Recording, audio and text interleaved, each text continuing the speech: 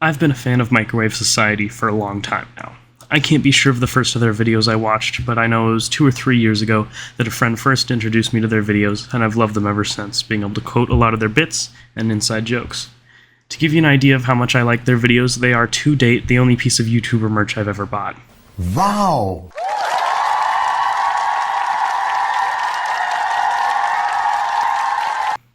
With all the sucking up out of the way, I should probably get into the point of the video and why you most likely clicked on it to begin with.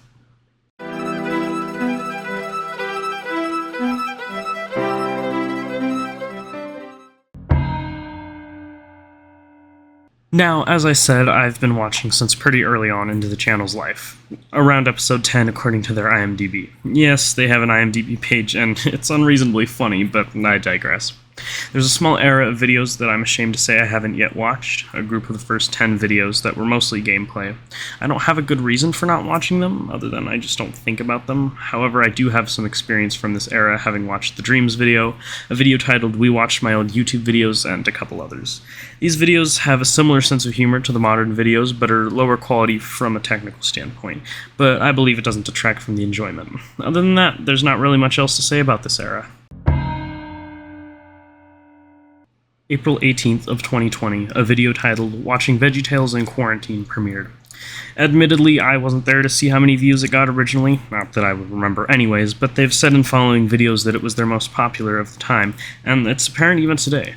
Looking back, their most viewed video before it only had 346,000 views, which is a lot, don't get me wrong, but it's not much compared to the 2.3 million views that the VeggieTales video got. Please note that all these view counts are from years after the fact, but the relative numbers still apply. After this video, they uploaded Spy Kids 3 is a CGI fever dream, which again broke 1 million views, garnering nearly 4.5 million views. After this, they continued with watching memes and making other random comedy-based videos to mild success. They must have realized that reacting to movies got the most views and dipped back into the world of VeggieTales, releasing a video titled Watching Jonah, a VeggieTales masterpiece. Once again, the video got over 1 million views, and I think something clicked. Once again, they realized they had hit the jackpot, and they started making more movie reviews. The reason I put it in air quotes is because they never gave a score or any real feedback, which is fine, but it doesn't constitute a review. It was just 3 guys having a good time making fun of bad movies, and I think that was the appeal. Their movie reviews emulate the feeling of getting together with friends to watch stupid movies, which is fun on its own, but was boosted by the fact that during quarantine that wasn't really something you could do easily. I realize that was a tangent, but I want to speak on that momentarily. Going back to the main focus, the videos themselves, you can see that they broke 1 million more consistently and were getting higher numbers in general. They even made some of my personal favorites during this time, including the VeggieTales videos, Cars videos, and, in my opinion, one of their best videos. It may seem like a bit much to dedicate a whole section to one video, but this wasn't just any video. It was their 100,000 subscriber special. What truly shines about the video is the production quality, which was unlike any of their other videos up to that point, and especially the storyline outside the movie that they came up with. I won't spoil the video too much because I encourage you to go watch it, along with all their other videos of course, but they had a plot outside the movie that ended with an original song titled Two Things. It was a song that went over their history up to that point, and was all around funny and heartwarming, punctuated by an amazing and genuine thank you to their now 100,000 subscribers. There's not a whole lot to say about this era, but if there's one thing I can do, it's yeah. Anyways, the videos only went up in quality and kept the same self-aware, quote-unquote dumb humor that they're known and loved for. They kept making movie reviews and were now consistently getting views in the high hundreds of thousands and even getting above 1 million. They managed to branch out into other types of content that kept this sense of humor but applied it to other environments, such as having a game show where Brendan and Jude competed to guess what stores had inhabited abandoned storefronts, or making soup with weird ingredients, all judged by Josiah.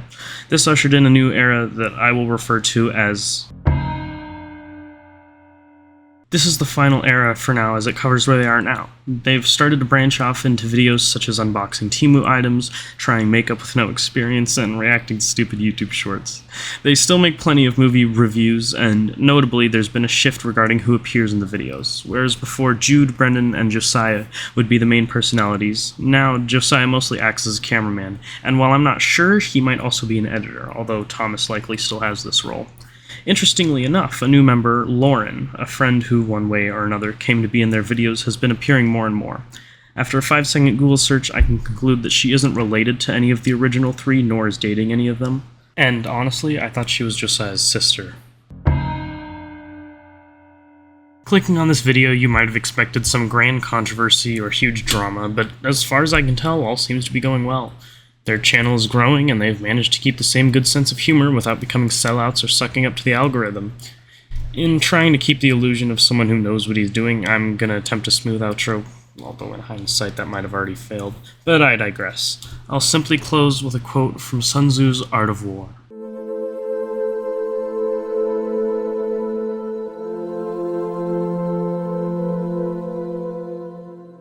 This was my first video, clearly, so I'd appreciate it if you support with a like and maybe even subscribe.